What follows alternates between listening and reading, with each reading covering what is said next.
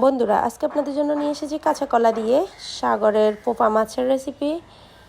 তো এটি দেখতে যেমনই হোক, খেতে কিন্তু অসম্ভব মজাদার। আর এটি কিন্তু পুষ্টির কোনো শেষ নেই। এটিতে পুষ্টির গুণে সমৃদ্ধ একটা রেসিপি।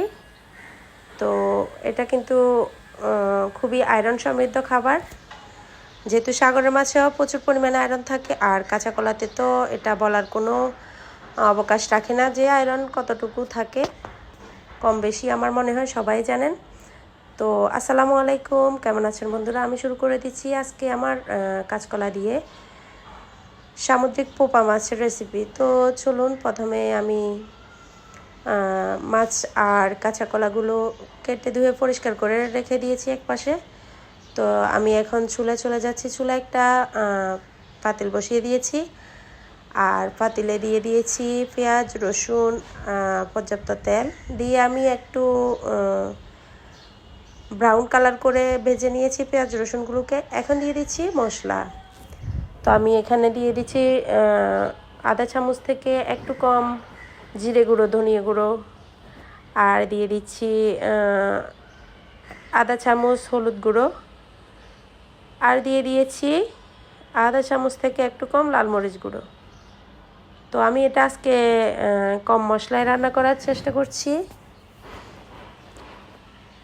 তো আমার সবগুলো ভিডিও দেখলে আপনারা বুঝতে পারবেন আমি সব সময় কম মশলা ব্যবহার করে রান্না করার চেষ্টা করি। বেশি মশলা রান্না কিন্তু আসলে শরীরের জন্য খুবই ক্ষতিকর। তো দেখতে পাচ্ছেন এখন আমি মাছগুলো দিয়ে মশলার সাথে ভালো করে মিশিয়ে নিচ্ছি। তো এখন মিশিয়ে নেওয়া হয়ে গেছে। এখন আমি একটা ঢাকনা দিয়ে রেখে দিয়েছি, আর আমি 2 মিনিটের মতো রান্না করে নিয়েছি। দেখতে পাচ্ছেন ঢাকনা উল্টিয়ে আমি এভাবে 2 হাতল ধরেই নেড়ে ছেড়ে দিচ্ছি।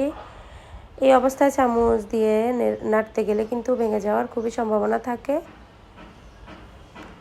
সেহেতু বি কেয়ারফুল। তো আমি এখন দিয়ে দিয়েছি কলাগুলোকে। আপনারা কলাগুলোকে আপনাদের পছন্দ মতো কেটে নিতে পারেন। আমি এভাবে কেটেছি। আর আমি কিন্তু দিয়ে দিয়েছি এখানে বোম্বাই মরিচ বা পটকা মরিচ। তো আমি আরও 1 মিনিট ঢাকনা বন্ধ করে রান্না করে নিয়েছিলাম। এখন আমি আরেকটু হাত দিয়ে ভালো করে নেড়ে ছেড়ে দিচ্ছি হাতল ধরে। তো এখন আমি দিয়ে দিচ্ছি এখানে গরম পানি। তো দেখতে পাচ্ছেন এখানে কিন্তু আমি গরম পানি ব্যবহার করেছি, আর একটু খুবই আলতো হাতে নেড়ে ছেড়ে দিচ্ছি। তো এখন ঢাকনা দিয়ে আবার রান্না করে নেব প্রায় 5 থেকে 6 মিনিটের মতো।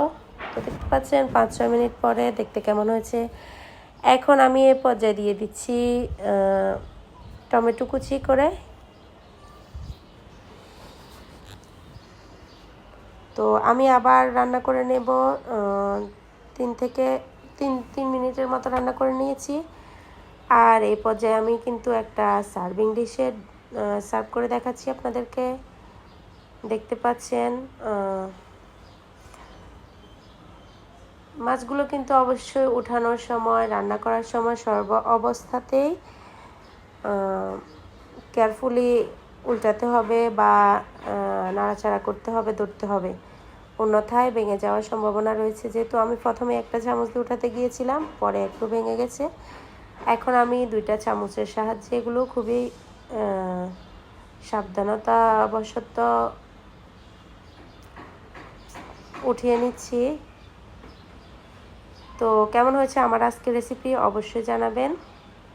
ভালো লাগলে লাইক, কমেন্ট, শেয়ার করবেন।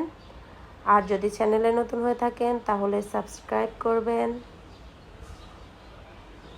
তো আমি দিয়ে দিচ্ছি এখন একটু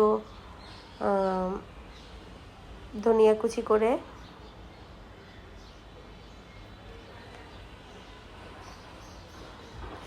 আমার তো এটি খুবই সুস্বাদু মনে হয়েছে।